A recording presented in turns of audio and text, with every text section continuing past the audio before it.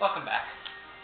So in this part of the video, we're going to get to our first duel, and I'm going to show you a couple basics. So let's go to the world map, and like I said, there are only three areas you can go to: Clock Tower Square, the Art Museum, and where I'm going to go first, the card shop.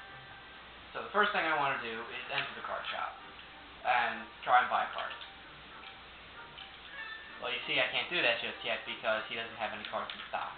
The way you get cards in stock is when you either win a duel, then he gets a bunch of random cards, or the way I'm going to do this now is to input a password in the password machine. Now I'm only going to do this once, because I don't really promote, I don't really like doing it this way. It feels kind of cheap, but, you know, whatever. So like I said, I'm going to be making a warrior deck, and so I kind of want to add this card for now, because it's going to help me out early on. Good one tribute warrior monster. You know, 1700 attack, pretty good. So we're going to add that to the deck as soon as we go buy it. That's the thing, when you put cards in the password machine, they don't go into your trunk, they go into his card stock. And then you got to find it and buy it. So there's only one, so it's easy. But look in the bottom left, it says shop/1, bag/0, deck/0. What that tells you is how many copies of each card are in those places. So we've got one copy in the shop, and I have nothing in my bag or in the deck.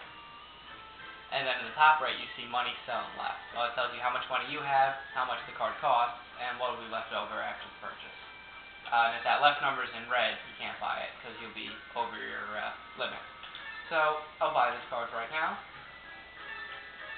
and very quickly, put it in the deck. And now we get to our first duel. So the way you go duel people, like I said, is press R. So let's try to duel her. Oh, no, she needs to improve her deck. Well, she never will, because she'll never duel you. So let's try this guy. Yep, he's raring to go. So here we go. First, let me try to level this, ante up this low level card. Well, it's warning me that I'm using a low level card. That's how you tell the difference. If it's not a low level, it'll just take you right to the duel. I just wanted to point that out. So we're going to ante up Shadow Spectre, and we'll begin. Who goes first? That's determined at random. Yeah, nothing you can do about that. And we'll look at this, and it's a pretty good opening hand. So let's start with Muyon Curry, get some life points. And now I'm going to show you how we activate the effect. So first you select it with A and put it wherever you want on the field. And you see that little R? That means it's face down. So I can activate this effect. So we get to here by pressing A. We can either attack, defend, sacrifice, that's when we want to get our tribute monsters or our ritual monsters out, and effect, which I'm going to use right now. And it tells you it's activated, so I get to draw a card. And I drew Tasman's Idol. It's not that good. Now you see the little E means it's end. It's used up. It can't do anything else this turn. So I go here, and now it tells me how many cards are in each of our decks, how many life points we have, and the blank spaces under those would be where the last card that was sent to the graveyard is displayed. Details that you look at a card. You can discard a card at any time in this game from anywhere, the field or your hand.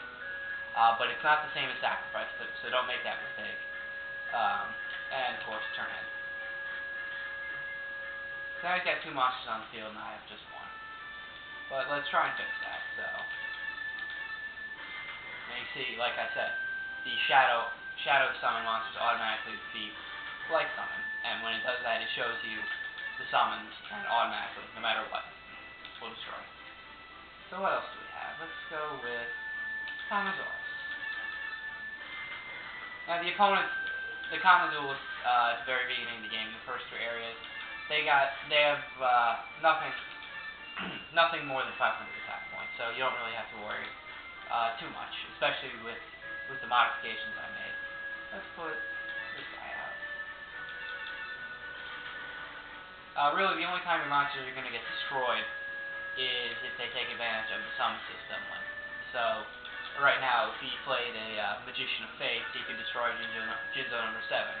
If he played, I don't know, a Wind Attribute monster, he could destroy Kamasaurus. Like, that's the only thing you have to worry about, and really, it's only a minor annoyance. It's not going to take too much out of you.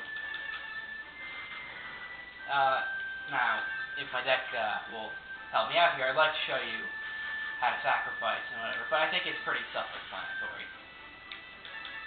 And I would like to show you how the traps work, but, you know, whenever I get the chance, I'll let you know.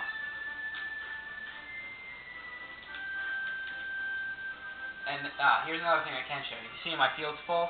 Well, if I want to summon a new monster, but my field's full, well, I can just replace it. So I want to summon a Biz Flower, but I don't really want Spear Creep anymore. So I just put the card in its place, and it just goes away. It doesn't even get put in the graveyard either, it just disappears. So I think this duel's pretty much wrapped up. Once I finish with a Biz Flower, I win. And now here's what happens when you win. It tells you how you won, out of like 0.6 Odia, whatever. It tells you that you won. Deck capacity increases by 5. And like I said, for the common duelists and a few named duelists, they give out 5. But the most of the named duelists will give you 30 the first time and 10 every other time. 40 domino, which is pretty good for a common duelist. In the first 3 areas, only this guy and the other guy that I'm going to do in the art museum give you more than 100. Everyone else in the Clock Tower Square, they only give you between like 50 and 100. And then the card, Heat Antidote Dark Gray. Okay, that's not bad for now. You know, having a good 800, 900 attack monster, that's good. One of the things it didn't show you, though, was that your duelist level also increased. Common duelists give out 1 to 2 levels. It's kind of at random. So let's check stats. See, now my duelist level is 73. So he gave me 1 duelist level. Named duelists will give you, the first time, the ones that give you 30 deck capacity points will also give you plus 10 duelist level. And every time after that, they'll give you plus 3 or 4. But again, the same named duelists who give you only 5 deck capacity points, like Bakura, who I'm going to show you in a second, they only give out 1 to 2 levels. So we're going to go back real quick and save.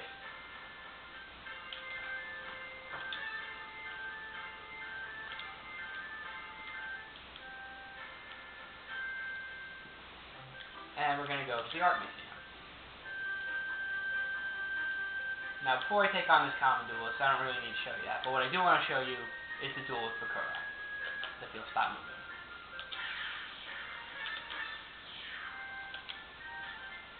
And there's not a lot to look out for in this deck, but there are some things I think I should point out. First of all, he uses a lot of Fiend-type monsters, and he's a little bit stronger than the common duelist. He's got some 600 attack, 700 attack monsters stowed away in there. But you shouldn't have too much trouble with him. But the other thing to look at is he uses the Destiny board trap cards. So when you see cards go over here, they're always going to be either the Destiny board card or any of the spirit messages. First, I'm going to discard this card so I can get the full effect of Pot of Greed.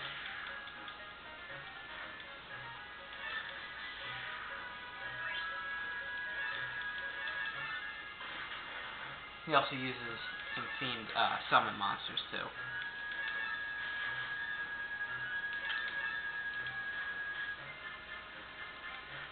He seems to not be having that good of a duel because he hasn't gotten any of his Destiny board pieces yet. See, there's Candle of Fate. That's one of his 600 attack monsters. I'm starting to run out of time, so I'll do this as fast as I can. But once I defeat him, I'm going to start trying to duel all the common duelists in the Clock Tower Square. Probably off screen because it's not that important to show you every single duel in this game.